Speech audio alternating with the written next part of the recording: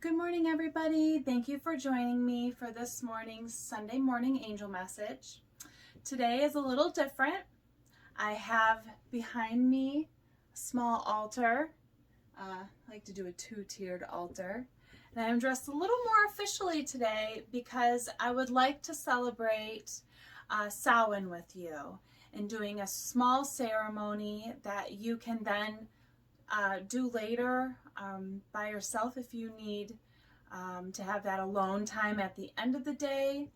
And I also have a small little activity for us to do to help honor our ancestors and loved ones who are already transitioned over into spirit.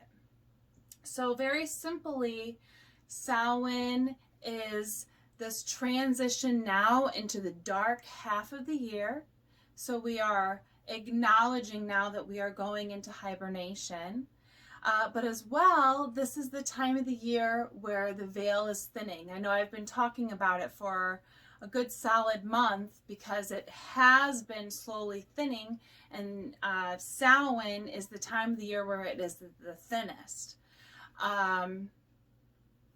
That is why we started with Halloween. We took Samhain and made Halloween, but traditionally we dress that way to scare away the evil entities that could so easily mess with us during this time.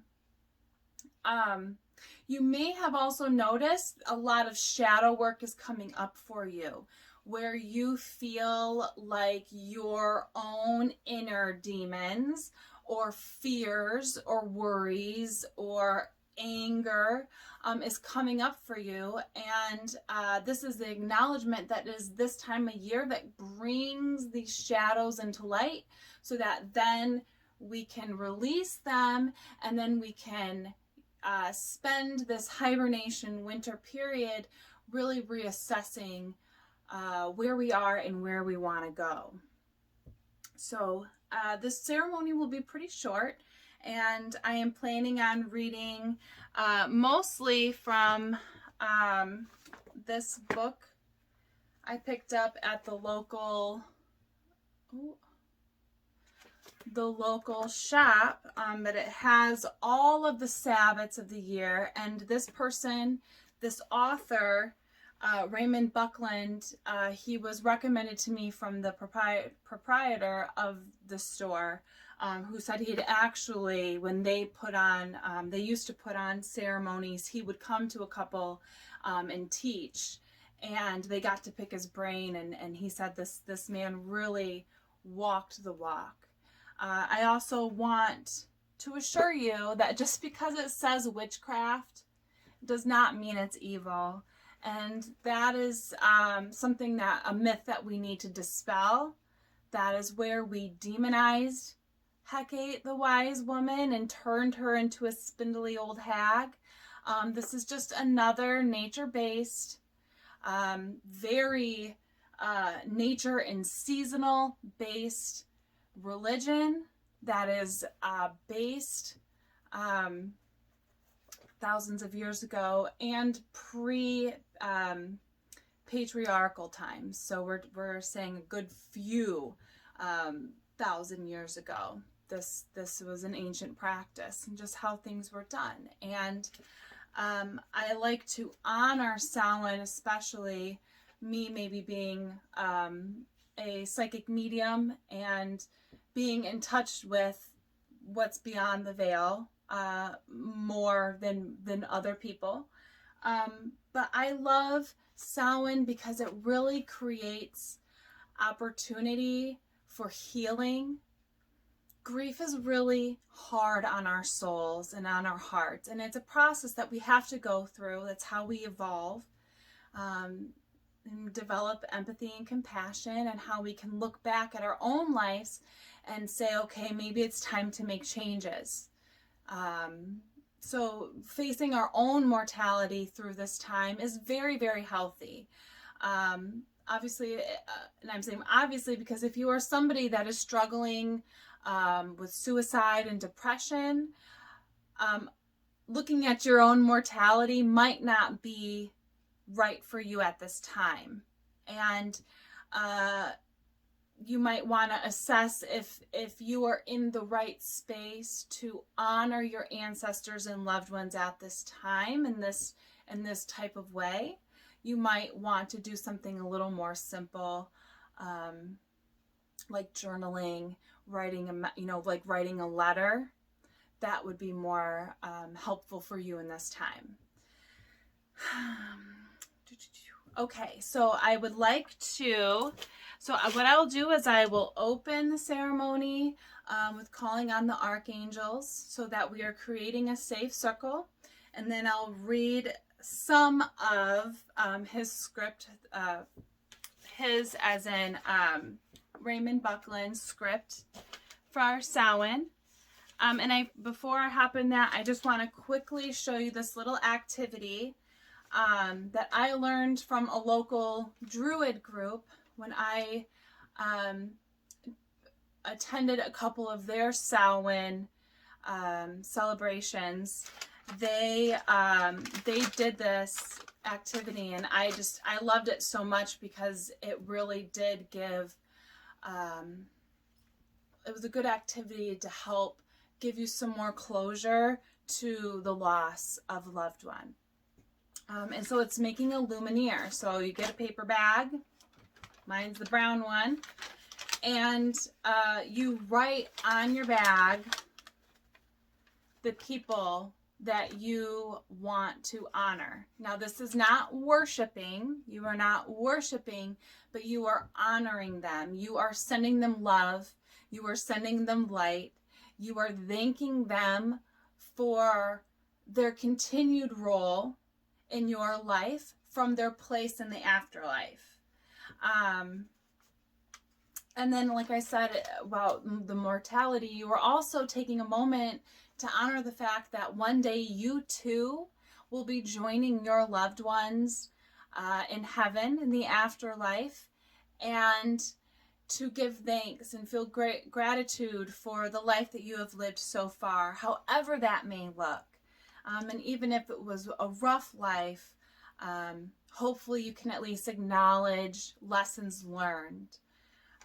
So then you write your people on here, and I even wrote my just ancestors, because there are ancestors I've never met, right, from hundreds and thousands of years ago, your bloodline. Whoops. And my angels and guides, because I also wanted to honor their hard work. So then you just fill, a little bit of sand or clean litter on the bottom, and then you place a tea candle and you light it, and then you will put this outside, not inside. Safety for one, right? But then also this can act as like a light guiding home. A light guiding home. So you want to put this outside your house. And you can say a little prayer. Maybe you want to say some things while you are placing this down to the people that you love. I wasn't specific even here. I just was general with a few people just to respect who they are. And I put 5 friends who died in their youth. In our high school, we had quite a few people from car crashes. It was really sad. And not car crashes, so it was sad. And then 3 friends who died before their time, where I am honoring those friends who have died, well, like in their 20s and their 30s, not even at the end of their life. So just too soon, they were too young. So just, I'm putting that intention that those people who I am sending that to are going to receive that love. So then you place it, you light your candle, and you say your prayer. You give thanks maybe for the support or whatever you feel you need to say. And then you will leave it for the night. And then in the morning, because it'll have blown out, you can pick it up and throw it away. Or maybe reuse, probably not reuse the litter if it got wet. But anyway, that is that. And that is a way that you can honor your loved ones. So, I'm going to take a moment to get myself together. I have my 2 candles lit, the goddess and the god. It's just representing the divine feminine, divine masculine in source or in God. They are created from both masculine and feminine. So this is honoring our own phase or our own masculine and feminine energies, and how God or source has masculine and feminine energies. And it also symbolizes how the fall time, as we're going into the winter, we are transitioning from the mother. We're actually going into the maiden is springtime, mother summer, crone is in the fall, and now we are going into the masculine energy in this winter time, this cold winter dark time, where the feminine falls asleep for a while. Anyway, we are going to start our ceremony now, and this should only take a few minutes. Oops.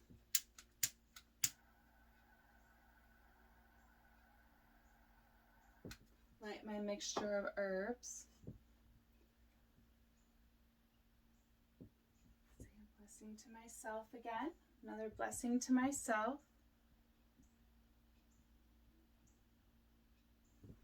I'm saying a blessing to you as well.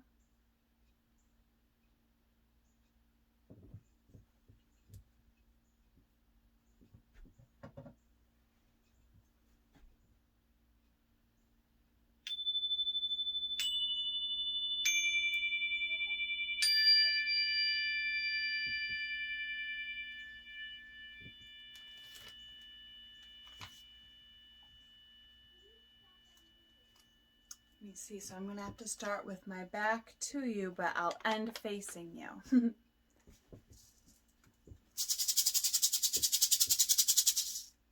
Blessed be Archangel Raphael in the gifts of the East, the element of air, communication of the heart, mind, and body, fresh beginnings with the rising of each sun, the knowledge and growth found in the sharing of silences.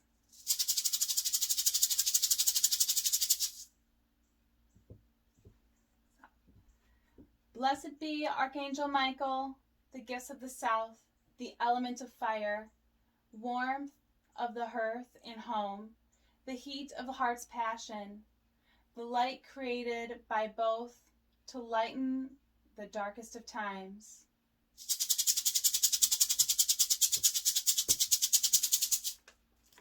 Blessed be Archangel Gabriel, and the gifts of the west, the element of water, the deep commitments of the lake, the swift excitement of the river, the refreshing cleansing of the rain, the all-encompassing passion of the sea.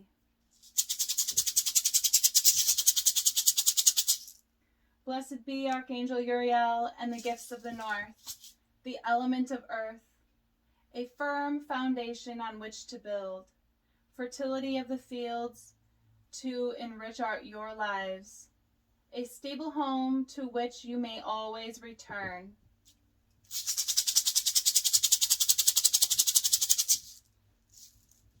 Okay. So, now I'm going to read. Now is the time for change. Now do we leave the light and enter the darkness. Yet we do not so gladly, for we know it to be but the turning of the mighty wheel of the year. At this time of the year, the gates between the worlds are open. We call upon our ancestors, our loved ones, to pass through and join us at this time. We invite them to delight in celebration with those they love. We can also set a place at our dinner table for them to join us and welcome them to join us. We are at the crack of time, for this day belongs neither to the old year nor to the new. And is there no distinction between the years? So is there no distinction between the worlds? Those we have known and loved in ages past are free to return to us here in this meeting place. Reach out, each and every one of you, in your own way, and feel the presence of one you have known and thought lost. From this reuniting, gather strength. Know, all of you, that there is no end and no beginning. All that is continuous turning, a spiraling dance that goes and returns, yet moves ever on. In that turning, Samhain is the sacred festival marking the end of the summer and the beginning of winter. A time to celebrate, a time to welcome the God as he starts his journey down to the tunnel of darkness that bears the light of Our Lady and its end. The old year ends. The new year begins. The wheel turns. And it turns again. Farewell to Our Lady. Welcome to our Lord. Goddess Summer draws to a close. God Winter sets his foot upon the path. Hail and farewell. Hail and farewell.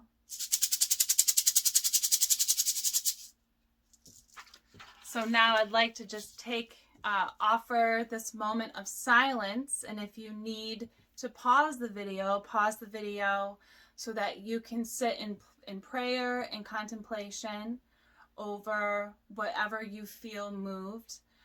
If you feel messages coming in from your loved ones or from your guides and angels, then sit here in this moment and receive them. Jot them down if you need to. This is your time.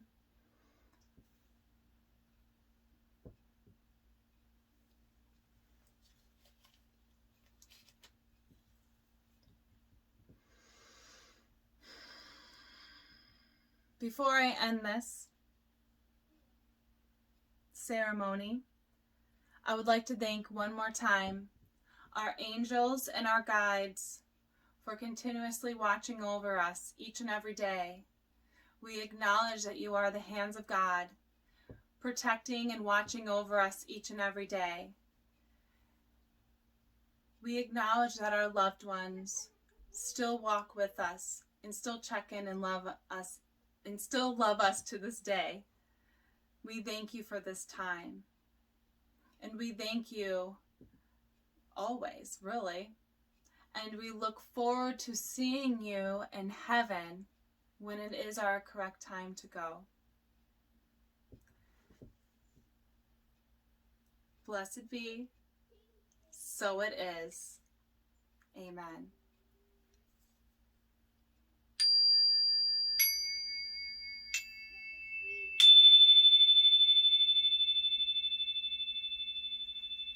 Thank you.